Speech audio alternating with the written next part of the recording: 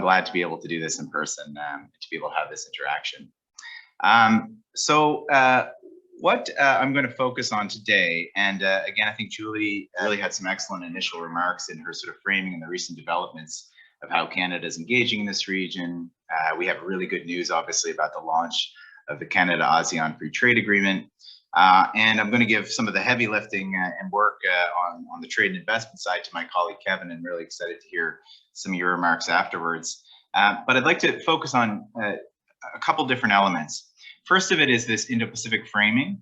And the second important part, and I think why a lot of us are here today, is ASEAN itself and where ASEAN fits into that Indo-Pacific framing. So I'm going to kind of call this an optimistic sandwich that you're going to get. So, I'm going to start with a little bit of optimism, have quite a healthy amount of pessimism in the middle, and hopefully end optimistically as well. So let's begin. So thinking about the Indo-Pacific, I think Jonathan's right. He mentioned and we don't need to sort of go into the reason of the why. Why are countries, including Canada, becoming more and more interested in the Indo-Pacific? I think for this crowd anyways, the answers are self-evident, whether they're in trade and terms, whether they're on the geopolitical, geostrategic security side.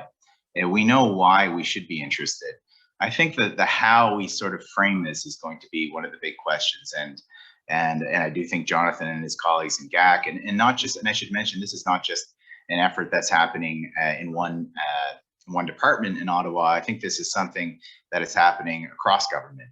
And when thinking about the how and how we start thinking about our region, and I would include ASEAN in this, again, it's important, even the framing of Julie, for example, organizing this, is there are multiple stakeholders that plug in here. So to think that this is just one stakeholder at 125 Sussex is mistaken. Now, it's not just on the government side. This is the private sector has a big role here.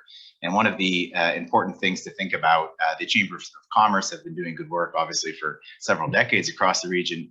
But now we actually have a grouping of the Chambers of Commerce across the Indo-Pacific region that are talking in Indo-Pacific terms. So this is a really significant development. And when we think of a strategy, we have to get out of the temptation to think effectively this is designed, created, and implemented only by bureaucrats. This is something that will have it's the job for them to sort of develop this, but actually implementing this and making this successful is going to require adept collaboration between the bureaucracy, the political side, the private sector, even civil society as well, academics, think tanks, etc. So this is going to be sort of a whole of society effort if it's really going to be successful. So just very quickly on the most recent developments on the Indo-Pacific. So I think as Julie referenced, the throne speech, it was really excellent to see the mentioning of the Indo-Pacific as a priority area next to the Arctic, which I think was significant. The Prime Minister has on multiple occasions noted his support for the free and open Indo-Pacific. And this has been something that has been agreed to in some sort of semblance through the G7 as well. So this is something that we've been out front on. This is not a new idea of whether we're going to be interested in the Indo-Pacific, whether this is a thing you can see if you, if you're tired on a rainy day and you want to have a nap, you can go through all the bilateral statements of the Minister of Foreign Affairs meetings, and you can see with a range of different colleagues, ranging from, of course, the obvious ones like the United States and Japan to the less obvious ones like Spain.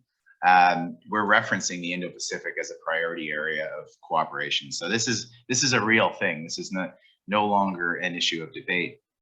And the last point I want to make on this, and I get this question a lot, and I think it's particularly important because we're talking about ASEAN today, is, I think Jonathan made a good description of what the Indo-Pacific is, but the difference between the Indo-Pacific and the Asia-Pacific. Are we no longer using Asia-Pacific? Is Asia-Pacific, you go into a boardroom in Global Affairs Canada or elsewhere and you use Asia-Pacific, people are like, no, you can't do that. We're talking Indo-Pacific now. And my answer to this, and I hope Jonathan would agree with me, and maybe Kevin does as well, is that this is not the point. This misses the point. The Indo-Pacific is an important conceptual way to think about this region, but by no means is it intended to replace the Asia-Pacific. The reality is, even if you think of some of the multilateral architecture that Canada engages in and has been foundational to Canada's relations with this region, the Asia-Pacific Economic Cooperation, the Asian Development Bank, the ARF, the ASEAN-related forum. So we are, of course, going to continue to use Asia in our terminology, and this is not an either or. But I think what it is, and I think why it's important, is it's recognizing that the ways that we engage, the themes that we engage, and the thematic focus that we engaged in the last few decades was necessary but insufficient to meet the challenges of the day. And I'm not talking purely in security terms. So I'm not saying this is not about how we mitigate, Chinese activities in the South China Sea or mitigate tensions over Taiwan or North Korea. More broadly, infrastructure, investment, trade, everything together. It's necessary but insufficient. We need to be much more creative. And this sort of getting a little bit into the sort of the pessimism side of the sandwich is, as I mentioned to some here already and before the discussion, frankly, time is not on our side. This is not something that we can look at from a Canadian perch from our geography and say, well, this is effectively a luxury item. Yes, we can invest in the region, get economic opportunities, but the geopolitical risks in this region are effectively going to be dealt with from our American friends, or they're going to be dealt with from our Asian partners, and we can plug in from time to time when it's necessary. The reality are these are our strategic interests, these are our strategic equities, and we're slowly realizing this. But as I said, time is of the urgency. And to sort of highlight this, even if you think in the G7 context, so there is when thinking about this region, whether it's in Indo-Pacific, and again, I wouldn't belabor too much on, stressing this point, but basically having a much more serious purpose on thinking about this region. In the G7, we have the Americans, obviously, and the Japanese, who are, the Japanese have been thinking about the Indo-Pacific for quite some time, almost 20 years. Abe Shinzo, when he went to the Indian Parliament in 2006-7 and mentioned the confluence of two seas. So this idea has been floating around a long time, and I think it's important to think about that, because I think there's also a perception that we had a mercurial president in 2016 in the United States and started talking about the free and open Indo-Pacific, and there were some sort of less informed narratives that essentially said the Americans are foisting on this new concept upon the whole world, and the goal is to contain China. And my answer to that is the reality is, number one, this wasn't an American concept. The Japanese have been thinking about this for some time. The Indians have been thinking about this for a lot of time. The Australians have been thinking about this. And then if you forward to today's world, and as I mentioned in the G7, we have Germany, which has its outlines for this region, for the Indo-Pacific. We have the UK, which has talked about this in its integrated defense review. France is focused increasing on this region as a strategy. ASEAN itself has an outlook for the Indo-Pacific, which I think is extremely significant and important that they've put that out as well. In addition to other players, the Dutch as well have outlined. So again, all of this to say is this reiterates or underlines my point that time is not on our side. I do think we will come out with and I'm optimistic that we will come out with a very strong strategy for this region that will not, by its nature, be identical to one, whether it's the Americans or by the Japanese, and that's okay. Canada should have its own unique thumbprint on this, but a serious recognition of this being not a 1 year, not a 2 year, not a 5 year, 10-year tactical effort, but a long-term strategic lens to think about our foreign policy stakes, I think is really, really needed. So that's the general framing. I wanted to get into a little bit of where ASEAN fits into this, because I think this is at the crux as well, because I remember being at the Shangri-La Dialogue when in-person events were still a thing.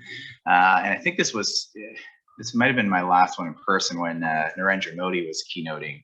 And there was a lot of anxieties in the room among ASEAN colleagues when Modi was going to make a speech that maybe this was going to be the Quad, finally, the Quad being the United States, Japan, India, and Australia, this development of those four countries in an informal alignment way about security, but also thinking about issues such as sea diplomacy, infrastructure. There was a bit of anxiety that is a great person effectively saying that ASEAN and related bodies, which have been there forever, or at least in the post-war context have been there, are no longer effective, and effectively great powers are going to take over the strategic space. So there was this feeling and sort of tenseness in the room. And I think, I actually think Modi had, quite a masterclass of a speech, and was, number one, pitching to the audience, very much saying that ASEAN centrality is very important. And I think if you go back and read that speech, it's very important because it shows from the Indian perspective, but I think it just shows more broadly how countries in the region, and I think Japan has also done this as it's evolved its approach to the Indo-Pacific, is realizing that there is not only a space for ASEAN, but I think, as Jonathan mentioned in his initial remarks, ASEAN really is core to the way that even the great powers are thinking about this region. Is ASEAN a perfect body that can solve every problem? I think even those here today wouldn't agree with that, but that's not necessarily the point. ASEAN clearly is a necessary, but perhaps not sufficient mechanism to deal with these challenges. And this is why I think the significance of ASEAN coming out with its own outlook for the Indo-Pacific is there, because I think that's sort of a recognition of this. Again, does ASEAN agree with everything that's in the United States approach to the Indo-Pacific or even the other individual countries? Probably not. But I think some of the shared elements, if you look at the ASEAN strategy, do link up quite closely with Canadian interests and with interests of others in the region. So basically, all this to say is the region is changing. And not only are the great powers adapting to this and adapting to this very fast change, but ASEAN itself and member states within ASEAN are reacting as well. So I think that's and that leads me, I think, to the way we engage, and maybe Kevin can touch on this a bit more in the trade context. But I talk about vehicles of engagement. So you can think about this, when I talk about this, I think mainly in government terms, but I think you can think about this through other stakeholders too. The traditional vehicle of engagement that Canada has been most comfortable with, whether it's the Indo-Pacific region, whether it's the transatlantic theater, whether it's really anywhere globally, has been multilateralism. And again, no one's saying that we should pull out of multilateral fora, pull our money from the UN, or get out of the ASEAN Regional Forum. But I think what I've been highlighting in the early parts of my talk is that number one, multilateralism at its heart is rich bilateral relationships, which makes it work. So in order for us to be effective in this region, I think we need to be doing three cars at the same time. One of them is enriching multilateral fora, whether that's ARF, Asian Development Bank, I think is extremely important and often underutilized. We're also a member of the AIIB in China, APEC, of course, as well. So the multilateral architecture is important, but don't forget about the bilateral relationships. Again, and I think this is important when we're talking about ASEAN, is that, of course, the FTA, I think, is great. But in the end, what is an FTA with a group like ASEAN? It's individual agreements with member states. So we need to keep a focus and an attention to nourish and enrich and find opportunities to engage with those key bilateral states. And as a short plug, again, for those who are on a rainy day and want to fall asleep quickly, I tell you, it's more exciting than this, but McDonald-Laurier Institute did a really great collaboration with Indonesia on this, talking about enriching that bilateral relationship, which I think is a very important one. So thinking about that in the bilateral context, but also how does that impact the broader relationship with ASEAN? So multilateral, bilateral, very important. The third one, I think, which is important, is what I would call minilateral. And in this sense, I'm not talking about Canada immediately saying, okay, we're number 5 on the Quad. Where can we deploy the Navy to contain China? I don't think that's sort of missing the point. The idea is that there's ways that we can hinge off key bilateral relationships to work a little bit more creatively. Not everything needs to be done through the multilateral fora or done in the sort of the bilateral straitjacket. And one relationship that I think really could be foundational for us on this, and we're the farthest ahead when thinking about the Indo-Pacific, is Japan. So, for example, why not get creative and start thinking about Canada-Japan cooperation in ASEAN? Japan has immense equity and capital and diplomatic capital in its relationships in ASEAN. Whether Japan would be interested to do that, I think we maybe would need to do some convincing of what priorities we can focus on. But we have a framework now with Japan to do this. And this seems like a great opportunity. Another relationship that I think is underutilized in this context, and I've heard good things from the government side on their interest, is France. France is sort of, still feeling uncomfortable after the AUKUS deal, obviously with the Australians, the US, and the UK. And I don't say that this creates an opportunity or sort of a move for us to say, okay, well, France is a bit unhappy right now. Maybe we can move and get their attention and say, well, Canada, we can do things, whether it's in the Pacific or whether it's in ASEAN. But I think the France relationship is also underutilized in this context. We usually think about it in the Francophonie, in the Sahel. I think we have great cooperation with France, but why not in the Indo-Pacific? This also seems like a very fertile relationship to sort of take advantage of. So those are a couple ideas to think about. Very quickly to end, a little bit talking about trade, and then maybe that would be a nice segue to Kevin, is I think it's fantastic that we've now launched the trade agreement with ASEAN. The way that we need to think about this region, I've talked about it in the broader strategic scope of these vehicles of engagement, but I think this is true in trade as well. It's not like we have one trade agreement, Trans-Pacific Partnership, great high ambition trade agreement, game's over, close the books, we're in the clubs, so we can focus on other things. The reality is what I call the CPTPP is it's really a gate opener. You're at the stage now, but what do you do with it? So perhaps Kevin can talk more about this. The engagement with the private sector, let them know exactly what the benefits are, the opportunities, how to utilize that. Again, going back to the bilateral relationships, which are crucial, especially in an agreement like TPP, where you don't have all of ASEAN members. How do you really make the best out of that agreement? The second thing on that, before I touch on the ASEAN deal, is that expansion is coming. And I think the TPP is in for whether it's an interesting winter. Geopolitics are swirling around the TPP now. I was speaking with the UK High Commission recently, and obviously they're first in line to accede. And I think it's a relatively easier type of a session, especially I think related to Canadian interests, and probably related to Japan and Australia too, or some of the big economies there. But the next stages are going to be challenging. We had the Chinese and the Taiwanese apply almost simultaneously. We could go at question time if you're interested, but I think that was done purely in an obstructionist sense. Are there those in the Chinese Communist Party who have a desire eventually to be part of an agreement like the TPP and make the economic reforms necessary? Probably. Is that a thought of reality in the next 15, 20 years, or was this move a pure power play to essentially box out Taiwan and make other countries in the TPP make those difficult decisions? I think it's the latter. So we have to be aware that this agreement, there's geopolitical storms around it. And as the second biggest economy right now in the TPP, we have to find a way to make sure that that doesn't sort of upset the apple cart.